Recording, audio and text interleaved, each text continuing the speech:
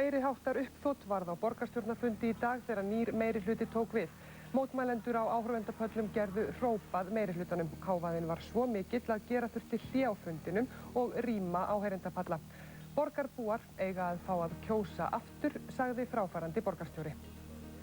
Björn Ingi Hrafnsson, borgarfulltrúi Framsóknarflokksins, sagði af sér á borgarstjórnarfundi í dag í kjölfar umræðu milljóna fatakaup hans og annarra frambjóðenda á kostnað flokksins.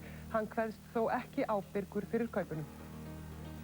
Société Générale, bankinn franski, tilkynnti í morgun að hann hefði tapað jafngildi 480 milljarða króna á spákaupmennsku starfsmanns.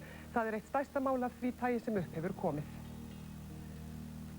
Ástþór Magnússon lagði í dag fram 40 milljónir króna til að standa straum af kostnaði ríkisins verði af forsetakosningum í ár. Hann vill engu svara hvort hann hyggst bjóða sig fram.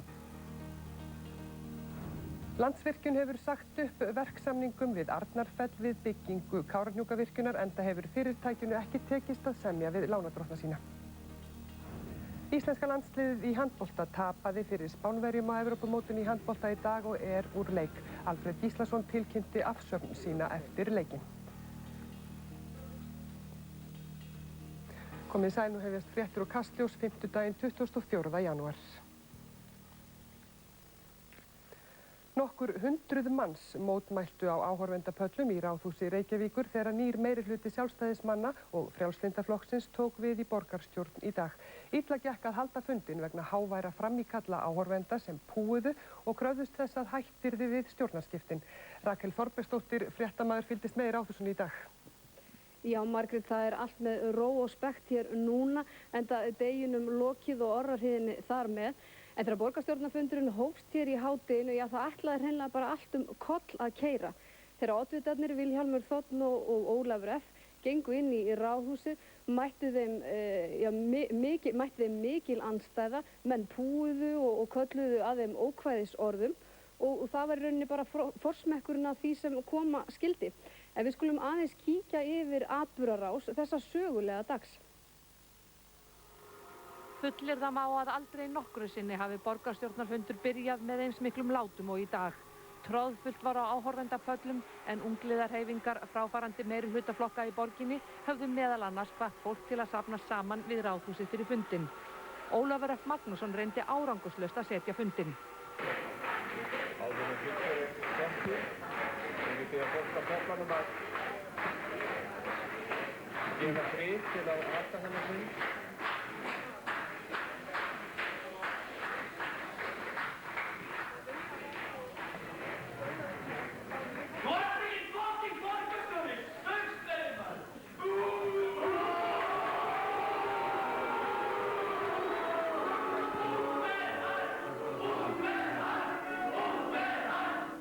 Gert var hlé og reynt að byrja aftur og tvisvar var reynt að kjósa forseta borgarstjórnar.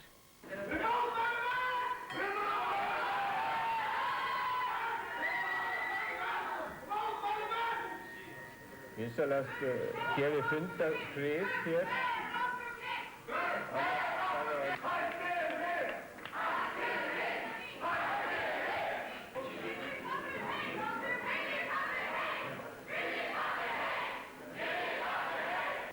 Salurinn róaðist aðeins þegar Dagur B. Eggertsson skart í leikinn.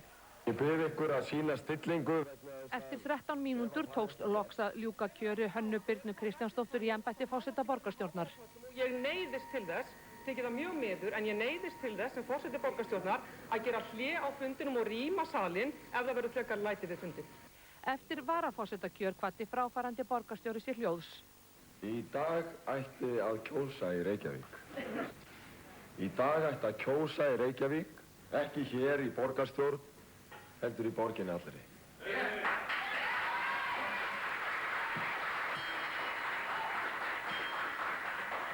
Fyrirgefðu, hæstvirtur borgarstjóri, ég verð að ítreka það að ef þetta gerist aftur, meðan menn er að tala hér, já það er bara þannig eru reglurnar. Ástæðan fyrir því að í dag ætti að kjósa í Reykjavík er að við höfum orðið vitni að því undanfarna daga að það hefur verið misfarið með lýðræðið, misfarið með umboð og misfarið með vald. Allt ætlaði svo koll að keyra þegar kjósa átti Ólaf F. Magnússon borgarstjóra. Þeir borgarfulltrúar sem samþykkja tillöguna gefa merki. Þegar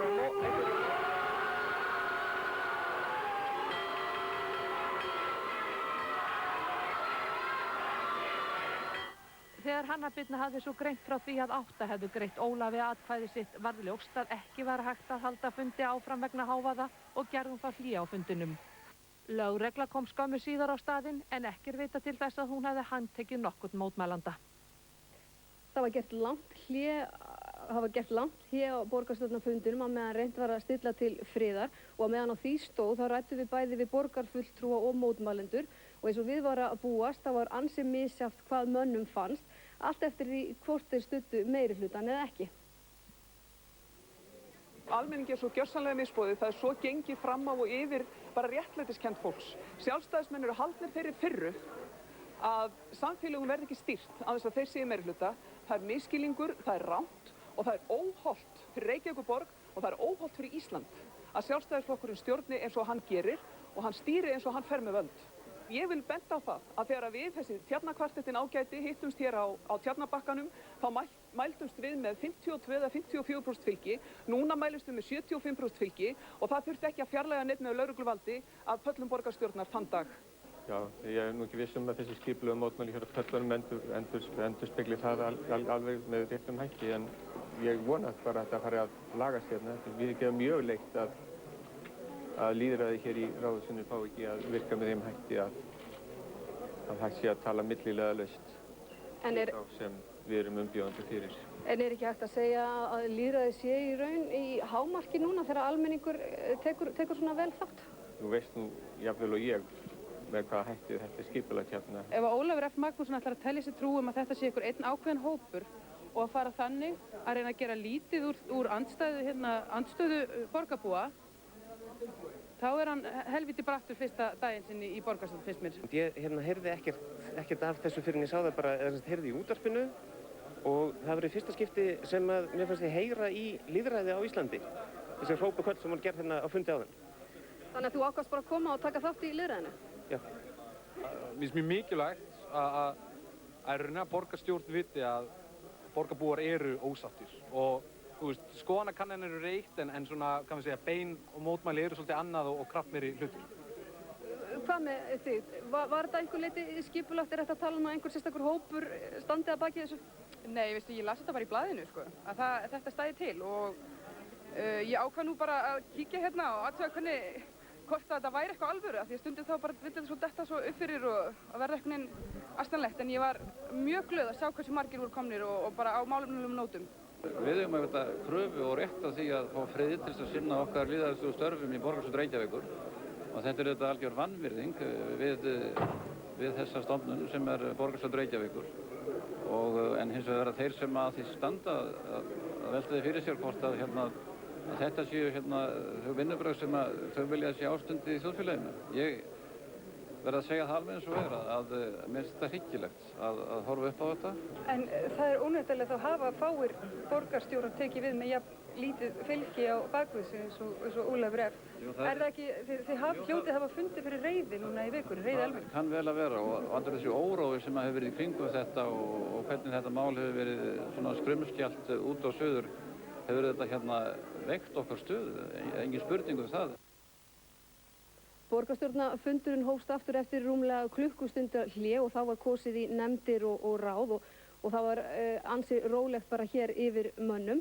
Nú, það er margt merkilegt við þennan dag, ekki bara þessi mótmæli, því þetta er í fyrsta skipti sem Sjálfstæðisflokkurinn er í meirihluta án þess þó að ráða yfir borgarstjórastólnum. Og það var einmitt komið að því að lyklaskiptin ættu sér færu fram inn á skrifstofu borgarstjóra. Það hefur verið nóg að gera hjá skiltagerðarmönnum borgarinnar undanfarið og nafn Dags B. Eggertssonar horfið þegar hann kom á skrifstofu borgarstjóra í dag til að afhenda arftaka sínum ráðhúslyklana leið og hann gekk úr skuggum að hann tæki við hreinu borði.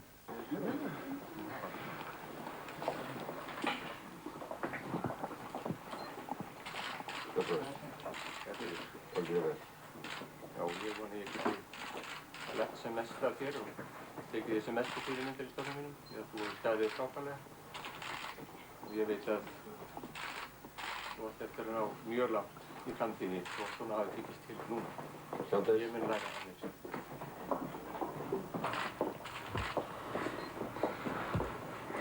Með lykla borgarstjóra í höndum var Ólafur spurður hvort sú andstaða sem mætti honum í Ráðhúsinu í dag hefði áhrif á nýja meirihlutasamstarfið.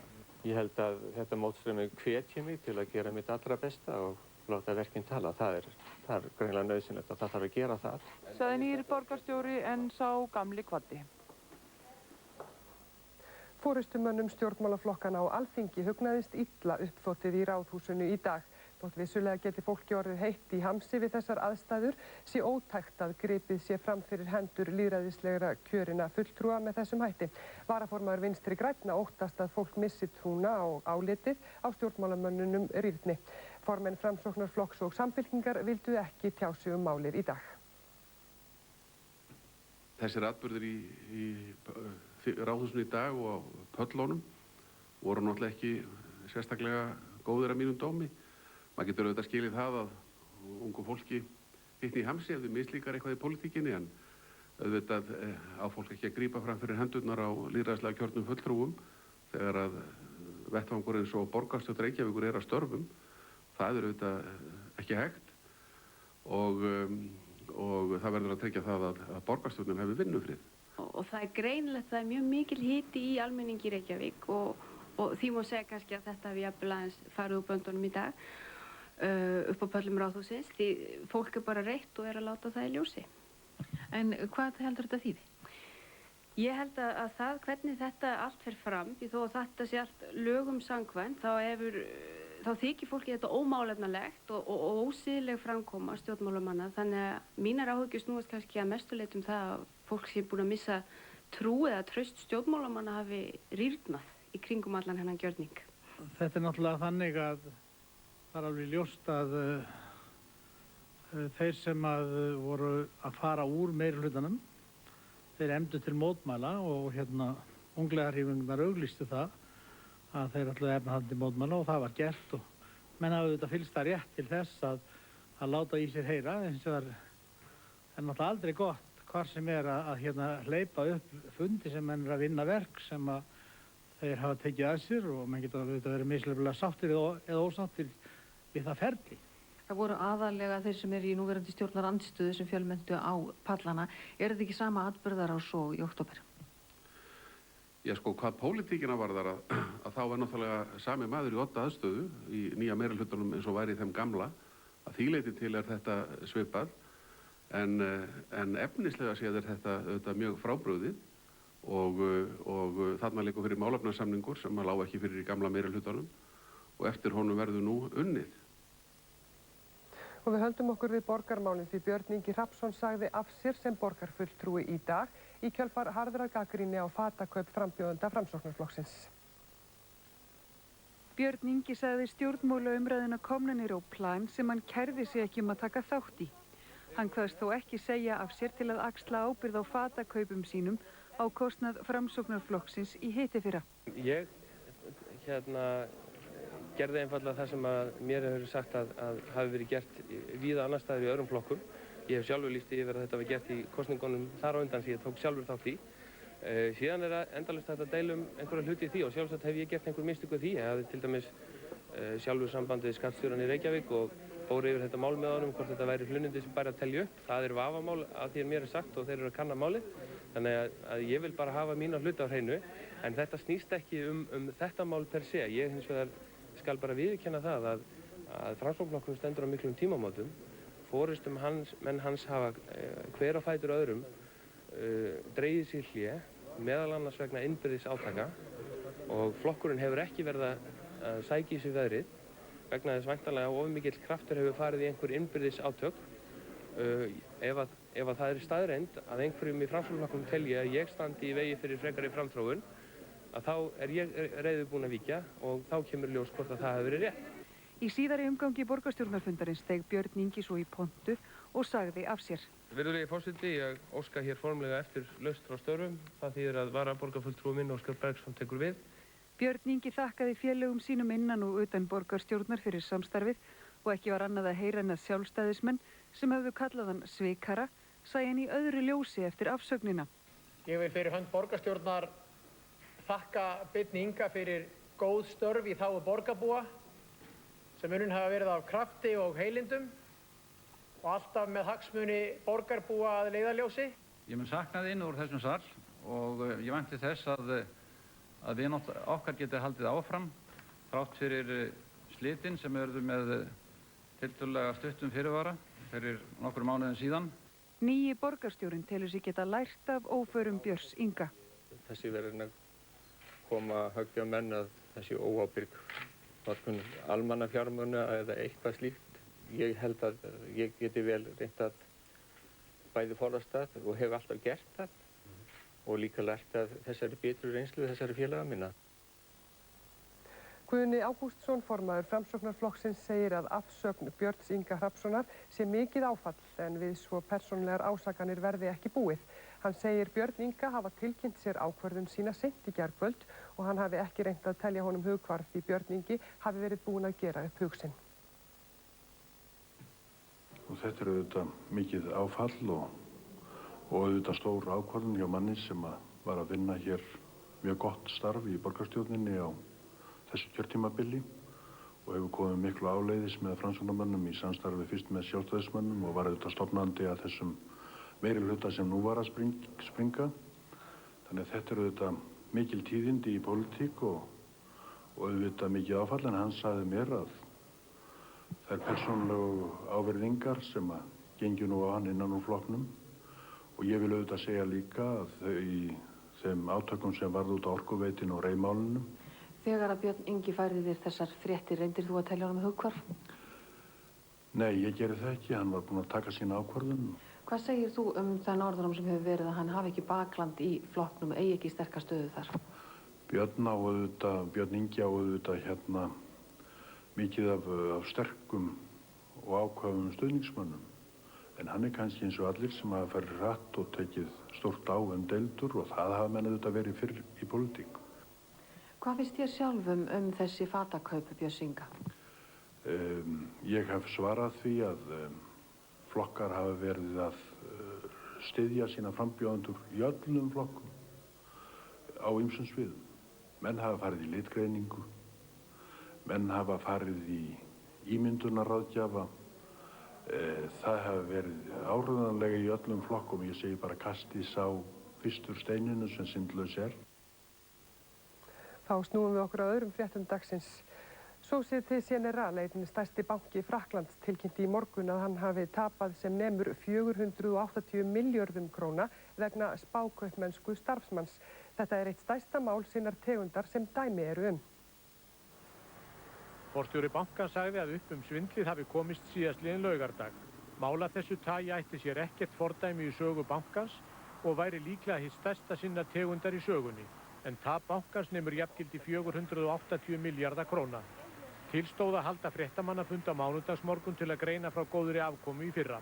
Et puis dans la journée de samedi, nous avons découvert l'existence d'une position dissimulée, complètement cachée, extérieure à nos livres, à nous, mais logée dans notre champ d'activité de marché.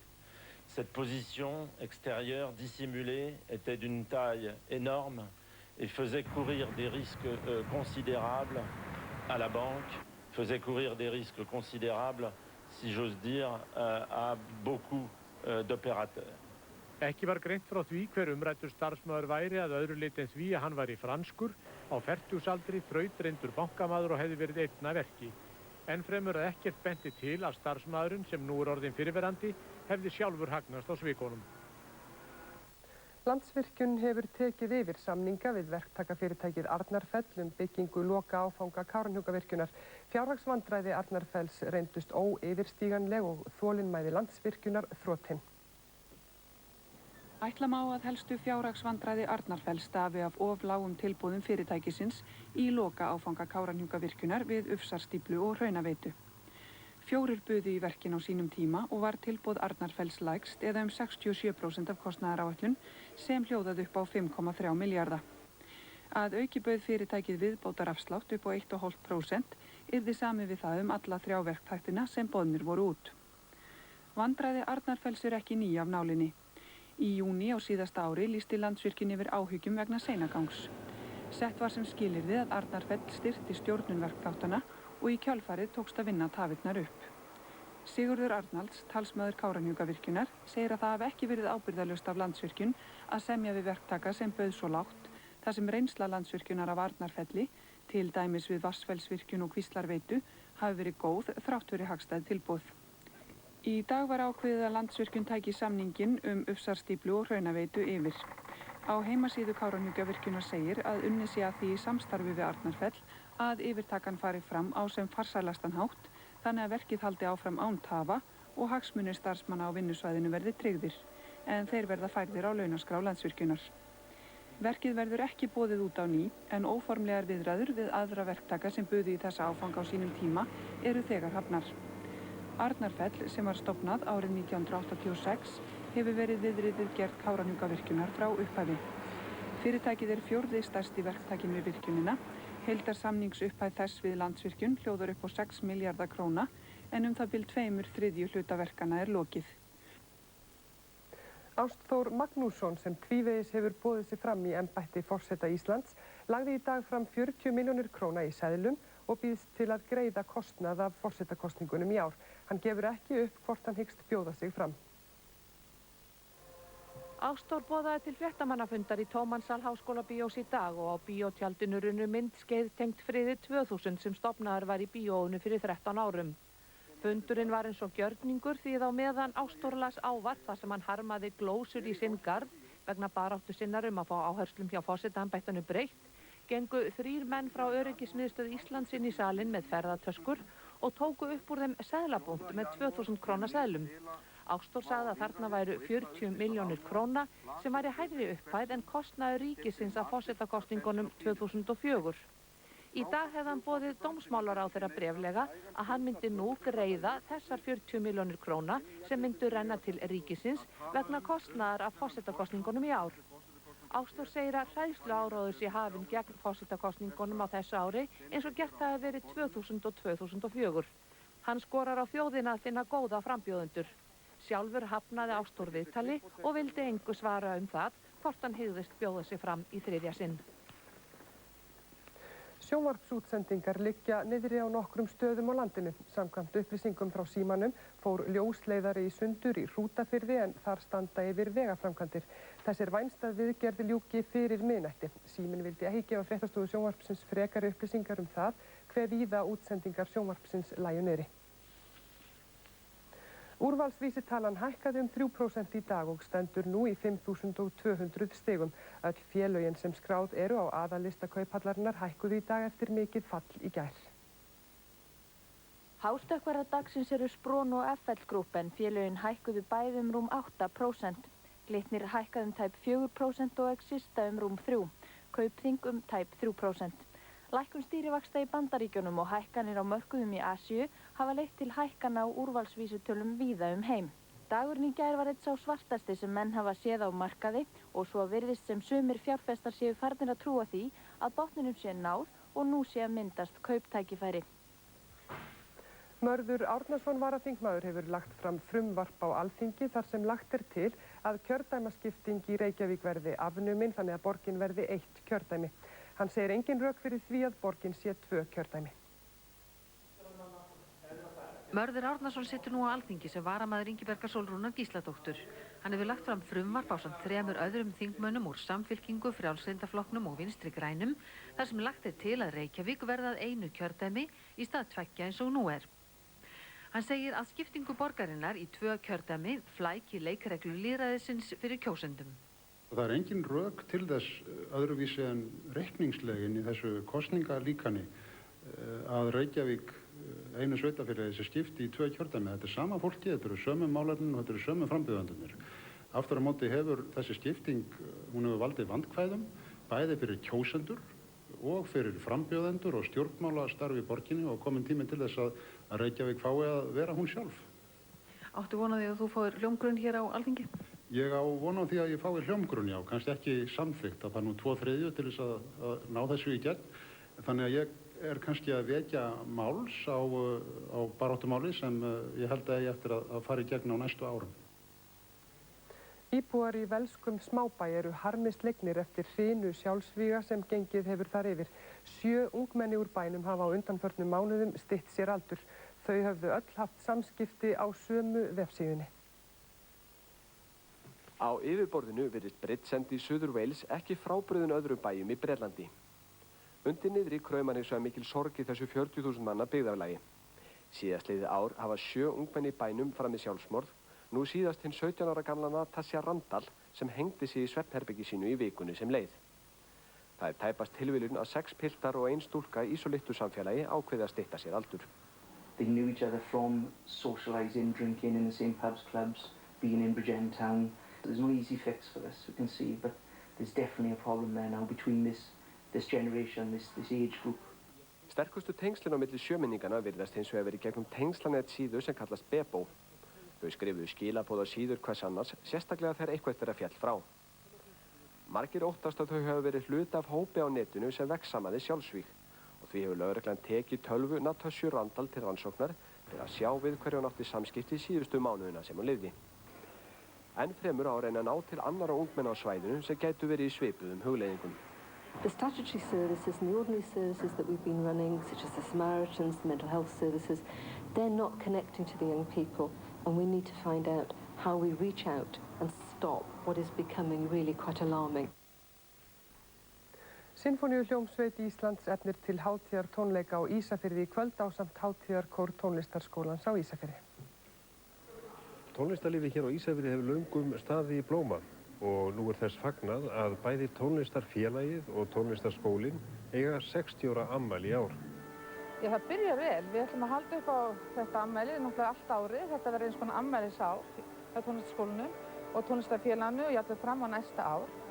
Og þetta eiginlega upphafið af þessar afmælisdagskrá og náttúrulega stórkostlegt að Sinfóníuhljómsveit Íslands skuli heiðra okkur með nærveru sinni hérna þessu tilefni. Fjölbreytt dagskrá verður á tónleikunum í kvöld sem verða í Íþróttahúsinu á Torfnesi. Sigríður tók við af föður sínum Ragnari H. Ragnar sem var fyrsti skólastjóri tónlistarskólans á Ísafirði. Í kvöld verður frumflutt tónverk eftir Jónas Tómasson, eiginmann Sigríðar, og systir hennar, Anna Áslaug Ragnarsdóttir, flytur einleika á píanó hér í kvöld. Já, kannski myndi ykkur kalla þetta tónlistarmafíuna, en auðvitað eru náttúrulega fjöldinn allar öðru fólki sem kemur hér að. Það var náttúrulega Jónas Tómasson, bóksali og organist á Ísafirði sem er frumkvöðullinn hér og var hér með öflugt tónlistarlíf snemma á síðustu öld. En síðan er auðvitað við tónlistarskólann okkar starfa yfir 20 kennarar. Það eru hérna ótal kórar með ótal stjórnendum. Það er mikið tónlistarlíf, bæði pop og klassík og jazz og allt mögulegt, þannig að við erum nú reyndar ekki alltaf hér í forgrunnu. Það styttist í Kastljós kvöldsins. Þórhallur segir okkur hvað verður á döfinni þar. Já, við fylgjumst hér á eftir með uppþóttun í Ráðhúsinu í dag og svo mætir nýji borgarstjórinn fulltrúa minnihlutans hjá okkur. Við ætlum svo að skoða umfjöllun íslenska friðargæsluliða sem var sýnd í bandarískum Grím-fréttaþætti, segjum frá niðurstöðu héraðsdóms sem í dag úrskurðaði að lögreglu væri óheimilt að setja staðsetningartæki í bíl manns sem hún grunaði afbrot. Svo förum við út í Eldey og skoðum hérna miklu súlubyggð þar. Við sjáumst hér eftir augnablik. Takk fyrir það. Þá koma íþróttum Benedikt Rafn. Já, það er handbolti. Íslensku strákunum tókst ekki að fylgja eftir góðum sigur á Ungverjum frá í gær, því Ísland tapaði fyrir Spánverjum á Evrópumótinu í handbolta í dag með 7 marka mun. Íslenska liðið var í neðsta sæti milli riðils 2 og er þátttaka þess á Evrópumótinu lokið. Leikurinn var jafn á upphafsmínútunum en þó jafnt hafi verið á flestum tölum, þá voru Spánverjar yfirleitt skrefinu á undan. Íslenska liðið náði forystu í eina skiptið í leiknum þegar Logi Geirsson kom liðinu í 5-4 snemma leiks. Þegar líða tók á fyrri hálfleikinn náði spænska liðið ágætum tökum á leiknum og hafði 3 marka forystu þegar flautað var til leikhlés 18-15. Spánverjarnir völtuðu yfir íslenska liðið í upphafi seinni hálfleiks. Þeir skoruðu 3 fyrstu mörk hálfleiksins og náðu fljótt 8 marka forskoti, 24-16. Ísland náði að minnka munin aftur niður í 5 mörk þegar Guðjón Valur Sigurðsson breytti stöðunu í 25-20. En þá tóku Spánverjarnir við sér og juku munin aftur í 8 mörk, 30-22. Það var of stórt bil fyrir íslenska liðið að brúa og Spánverjarnir sigruðu með 7 marka mun 33-26. Þeir Guðjón Valur og Snorri Steinn Guðjónsson voru markahæstir leikmanna íslenska liðsins í dag með 7 mörk hvor og þeir Hreiðar Guðmundsson og Birkir Ívar Guðmundsson vörðu samtals 7 skot í markinu. Íslenska liðið varð í neðsta sæti milli riðils 2 með aðeins 2 stig og er þátttöku liðsins á þessu Evrópumóti lokið. Svona að þú lítur yfir mótið í heild, voru væntingarnar of miklar? Nei, við viljum að hætta að tala um þessar væntingar. Ég meina, þú veist, það skiptir engu máli þegar þú kemur inn á leik, hvort enga væntingar eða ekki. Þú ert bara að spila þitt og einbetta þig fyrir leiki og gera hlutina rétt taktískt og allt þetta sem að kannski hefur farið úr forgörðum og menn þurfa bara að vita hvað þetta snýst og svona. Það er fullt af hluti sem að þarf að laga, sem ég nefnir ekki að tala um. Ekki hérna, þetta er náttúrulega bara leyst einbyrðis eða þú veist innanborðs og vona síðan núna bara að komast í Ólympíuleikana og þá verður bara að snúa blaðinu við. Einn annar leikur fór fram í milliriðli 2 í dag. Ungverjar unnu Frakka með 3 marka mun 31-28 og nú stendur yfir leikur Svía og Þjóðverja og var staðan 18-16 fyrir Svía í upphafi seinni hálfleiks. Í milliriðli 1 unnu Danir sigur á Slóvenum og eru komnir í undanúrslit mótsins og Svartfellingar lögðu Pólverja. Annarkvort Króatar eða Norðmenn fylgja Dönum í undanúrslit í milliriðli 1 en leikur þjóðanna er rétt í hafinn. Við greinum nánar frá fréttum dagsins á Evrópumótinu í fréttum okkar klukkan 10. Eftir tapleik íslenska liðsins gegn Spánverjum tilkynnti Alfred Gíslason að hann væri hættur þjálfi liðsins, en Alfred hefur stýrt liðinu undanfarin 2 ár. Alfred tók við þjálfun liðsins árið 2006 og stýrði því til sigurs gegn Svíum í 2 umspilsleikjum laust sæti á heimsmeistaramótinu í Þýskalandi. Þar lenti íslenska landsliðið í 8. sæti eftir að hafa tapað naumlega fyrir Dönum í tvíframlengdum leik í 8 liða úrslitum mótsins. Þó árangur liðsins á Evrópumótinu í Noregi sé undir væntingum, þá var það ekki ástæða afsagnarinnar. Ástæðan var svo að ég sé mig bara engan veginn fært að gera þetta áfram. Ég er búinn að vera núna í 2 ár í rauninni tvöföldu hlutverki, bæði í klúbbnum mínum og með landsliði. Ég hef haft alveg gífurlega gaman að þessu og frábært að vinna með strákunum og HSI. Þannig að þetta kemur út í það að ég er aldrei heima með mér. Þetta er bara vinnan út í gegn og þetta gengur ekki til lengdar og ég vildi bara hvorki gera mér nýja fjölskyldu minni þetta áfram.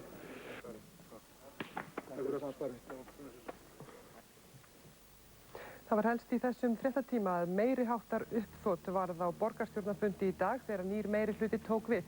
Mótmælendur á áhorfendapöllum gerðu hróp að meirihlutanum. Hávaðinn var svo mikill að gera þurfti hlé á fundinum og rýma áheyrendapalla. Borgarbúar eiga að fá að kjósa aftur, sagði fráfarandi borgarstjóri. Björn Ingi Hrafnsson, borgarfulltrúi Framsóknarflokksins, sagði af sér á borgarstjórnarfundi í dag í kjölfar umræðu milljóna fatakaup hans og annarra frambjóðenda á kostnað flokksins. Hann kveðst þó ekki ábyrgur fyrir kaupunum. Société Générale bankinn franski tilkynnti í morgun að hann hefði tapað jafngildi 480 milljarða króna á spákaupmennsku starfsmanns. Það er eitt stærsta mál af því tagi sem upp hefur komið. Ástþór Magnússon lagði í dag fram 40 milljónir króna til að standa straum af kostnaði ríkisins verði af forsetakosningum í ár. Hann vill engu svara hvort hann hyggst bjóða sig fram. Landsvirkjun hefur sagt upp verksamningum við Arnarfell við byggingu Kárahnjúkavirkjunar enda hefur fyrirtækinu ekki tekist að semja við lánardrottna sína. Íslenska landsliðið í handbolta tapaði fyrir Spánverjum á Evrópumótinu í handbolta í dag og er úr leik. Alfred Gíslason tilkynnti afsögn sína eftir leikinn. Veðurfregnir verða sagðar eftir smástund en við minnum á vefinn okkar ruv.is en þar er meðal annars hægt að horfa á upptökur frá borgarstjórnarfundi í dag. Fréttir eru næst hér í sjónvarpinu klukkan 10 í kvöld. Verið sæl.